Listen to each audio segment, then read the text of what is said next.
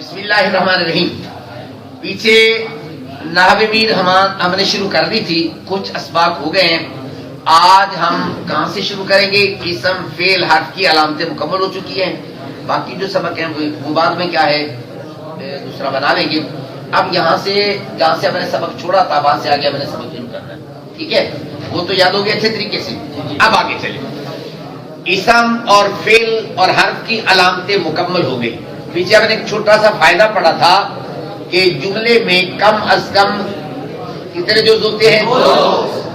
دو سے زائد ہو سکتے ہیں، دو سے کم. یہ ہو سکتا ہے کہ بسا اوقات دونوں جز لفظوں میں مذکور ہوں گے، بسا اوقات ایک مذکور ہوگا ایک مذکور نہیں ہوگا. اب ہم نے کہا تھا کہ جب کلمے کے اندر جملے کے اندر ایک سے زائد اجزاء ہوں گے ان کے درمیان میں دیکھنا ہے تعلق کیا ہے، مسند کون ہے، مسند الیہ کون ہے، مضاف کون ہے، مضاف الیہ کون ہے. آگے بات سمجھے. تو اس کے لیے ہم نے کہا تھا اسم فعل حرف کی علامتوں کا جاننا ضروری ہے، وہ مکمل ہو گیا. ٹھیک ہے. اب اس کے بعد عنوان ہے کلمات عرب دو قسم پر ہیں. کیا عنوان ہے؟ کلمات عرب دو قسم پر ہیں. نمبر ایک معرب، نمبر دو مبنی. کلمات عرب کتنی قسم پر ہے؟ نمبر ایک، نمبر دو، نمبر ایک، نمبر دو. معرب کس کو کہتے ہیں؟ معرب جس کا آخر عامل کے تبدیل ہونے سے بدل جائے اس کو معرب کہتے ہیں. معرب کی کیا تعریف ہے؟ دوبارہ بولے، معرب کس کو کہتے ہیں؟ مبنی کس کو کہتے ہیں؟ جس کا آخر عامل کے تبدیل ہونے سے تبدیل نہ ہو اس کو کر لے. مبنی کس کو کہتے ہیں؟ معرب کس کو کہتے ہیں؟ کس کو کہتے ہیں؟ آج بات سمجھ لیں. صرفیوں نحویوں نے معرب اور مبنی کی تعریف کے لیے ایک شعر بنایا ہوا ہے، وہ شعر آپ نے یاد کرنا ہے. آگے سمجھ.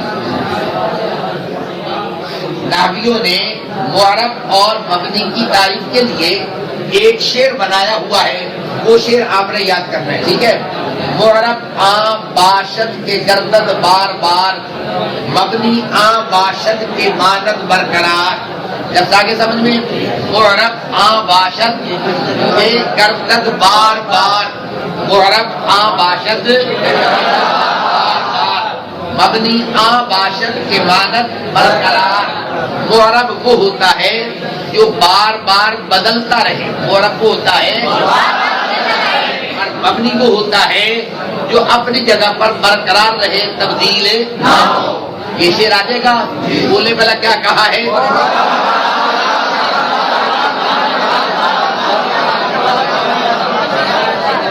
آگے کی بات سمجھ میں. پھر دوبارہ چلے. کلمات عرب دو قسم پر ہیں. نمبر ایک معرب، نمبر دو معرب کس کو کہتے ہیں؟ جس کا آخر عامل کے تبدیل ہونے سے بدل جائے. مبنی کس کو کہتے ہیں؟ آگے کی بات سمجھیے. معرب اور مبنی کی تعریف کے لیے نحویوں نے ایک شعر بنایا ہے، وہ شعر ہے کہ معرب عام باشد کے گردد بار بار، مبنی عام باشد کے مانند برقرار. معرب وہ ہوتا ہے جو بار بار بدلتا رہتا ہے اور مبنی وہ ہوتا ہے جو اپنی جگہ پر قائم اور برقرار رہتا ہے. یہ بات سمجھ میں آ گئی. جہاں معرب ہوگا وہاں چار چیزیں ہوتی ہیں. جہاں معرب ہوگا ہوتی ہے. ٹھیک ہے نا. کون کون سی؟ نمبر ایک عامل، نمبر دو معمول، نمبر تین اعراب، نمبر چار محل اعراب. جہاں معرب ہوگا وہاں چار. اس کو بطور فائدہ سے نشین کریں. فائدہ جہاں معرب ہوتا ہے وہاں کتنی چیزیں ہوں گی؟ چار. نمبر ایک نمبر دو، نمبر تین، نمبر چار عامل. عمل کرنے والا. عمل کرنے سے مراد یہ ہے جو کلمے کے آخر میں رفع نصب جر دیتا ہے اس کو عامل کہتے ہیں. اور معمول جس کے اوپر وہ اعراب آ رہا ہوتا ہے. آگے بات سمجھ میں. عامل کس کو کہتے ہیں؟ معمول کس کو کہتے ہیں؟ اعراب عامل کی وجہ سے، لفظوں پہ خیال کرنا، عامل کی وجہ سے کلمے کے آخر میں جو حرکت آتی ہے نا اس کو کہتے ہیں اعراب. یہ بات سے مل کے کلمے کے آخر میں جو حرکت آئے اس کو اعراب کہتے ہیں، درمیان میں جو حرکت آتی ہے اس کو اعراب نہیں کہتے ہیں. اعراب کس کو کہتے ہیں؟ بولے بولے.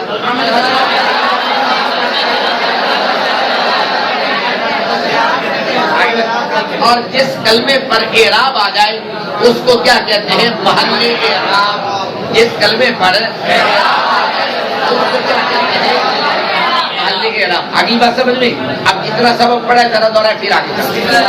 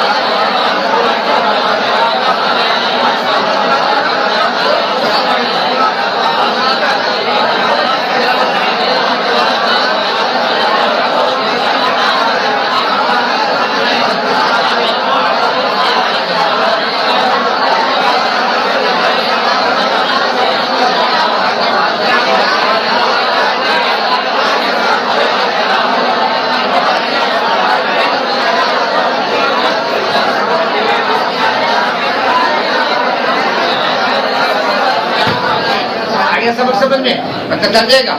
اب اس کی مثال دیکھیں. جیسے کوئی آدمی لفظ بولتا ہے جاء زید ورأیت زیدن ومررت بزید. اب جاء زید میں جاء عامل ہے، زید معمول ہے، اور دال پر جو دو پیش ہے یہ کیا اعراب ہے، اور یہ جو دال ہے یہ کیا ہے؟ محل اعراب ہے. جاء زید میں زید کا اعراب عامل کی وجہ سے رفع گیا. رأیت زیدن میں دال پر جو زبر آئی ہے یہ رأیت کی وجہ سے آ گئی. ومررت بزیدن کے آخر میں جو زیر آئی ہے یہ با کی وجہ سے آ گئی. تو جیسے جیسے عامل بدلتا جائے گا اعراب بھی بدلتا جائے گا. یہ بات آ گئی سمجھ میں. جاء زید ورأیت زیدن ومررت بزیدن. جاء عامل ہے، زید معمول ہے، اور تنوین یا دو پیش یہ کیا اعراب ہے، اور دال یہ کیا ہے؟ محل اعراب ہے. یہ بات آگے سمجھ میں پتہ چل گیا. اب آگے چلے. اب یہ سوال پیدا ہوتا ہے ہمیں کیسے پتہ چلے گا یہ معرب ہے یا مبنی؟ ہمیں کیسے پتہ چلے گا یہ معرب ہے یا مبنی؟ تو اس کے پہچاننے کا طریقہ یہ ہے کہ بھائی مبنی کو پہلے دیکھیں گے. کیا دیکھیں گے؟ آج بات سمجھ میں. کیا دیکھیں گے؟ مبنی کی دو قسمیں ہیں. مبنی کی دو قسمیں ہیں. مبنی کی کتنی قسمیں ہیں؟ دو. نمبر ایک مبنی الاصل، نمبر دو مبنی غیر الاصل. مبنی کی کتنی قسمیں ہیں؟ نمبر ایک، نمبر دو، نمبر ایک، نمبر دو، ایک. مبنی الاصل کس کو کہتے ہیں؟ جو بذات خود مبنی ہو. مبنی الاصل کس کو کہتے ہیں؟ دوبارہ بولے، دوبارہ بولے. مبنی غیر الاصل جو بذات خود مبنی نہ ہو لیکن مبنی الاصل کے ساتھ مشابہت رکھتا ہو. مبنی غیر الاصل کس کو کہتے ہیں؟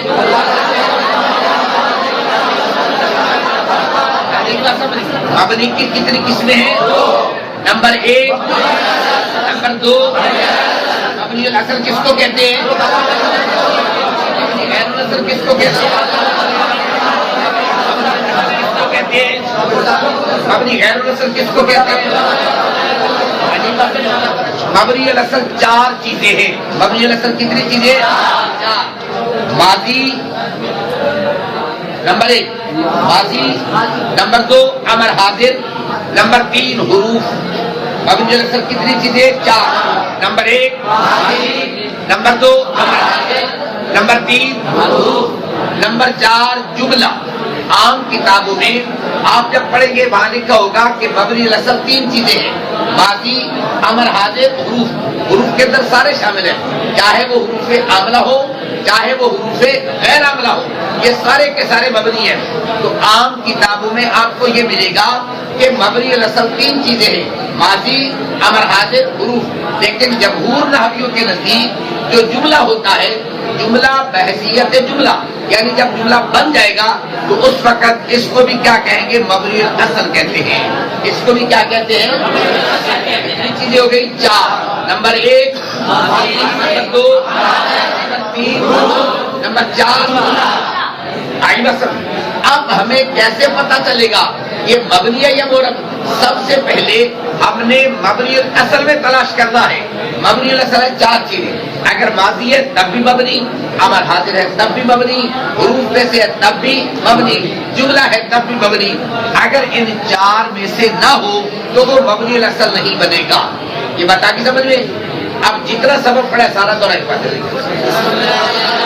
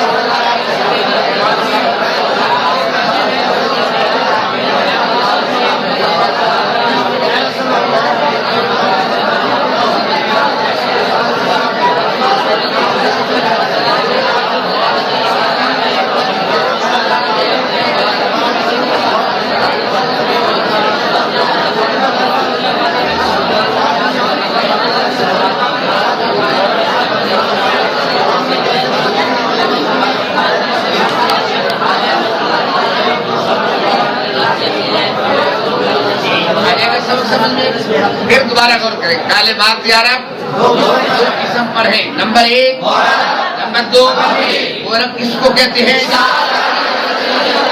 مبنی کس کو کہتے ہیں؟ مورب اور مبنی کی تعریف کے لیے نحویوں نے ایک شعر بنایا، وہ کون سا ہے؟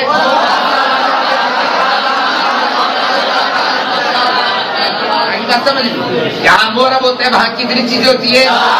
نمبر ایک، نمبر دو، نمبر تین، نمبر چار، آگے بات سمجھ۔ اب مثال کون سی آئی ہے؟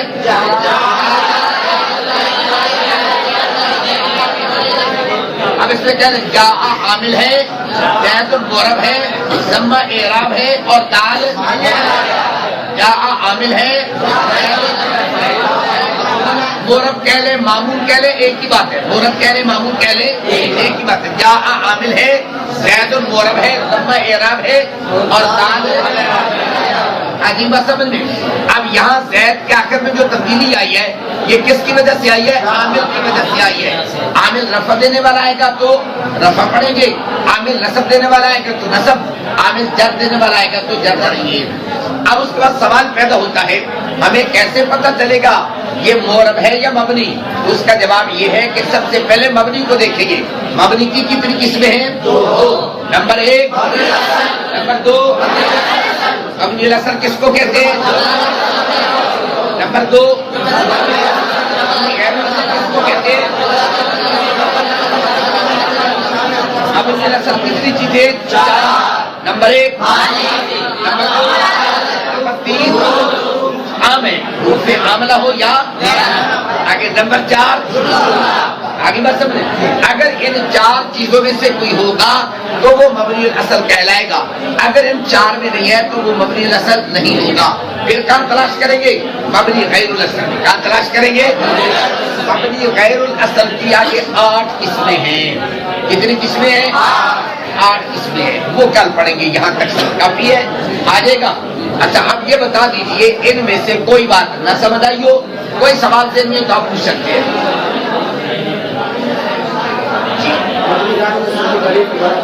مبنی غیر الاصل کس کو کہتے ہیں؟ جو بذات خود مبنی نہ ہو، مبنی الاصل کے ساتھ مشابہت رکھتا ہو. مبنی غیر الاصل کس کو کہتے ہیں؟ وہ مشابہت کیوں کہ وہ آگے چل کے آئے گی. آ جائے گا سبق؟ ٹھیک ہے چلے شاہ.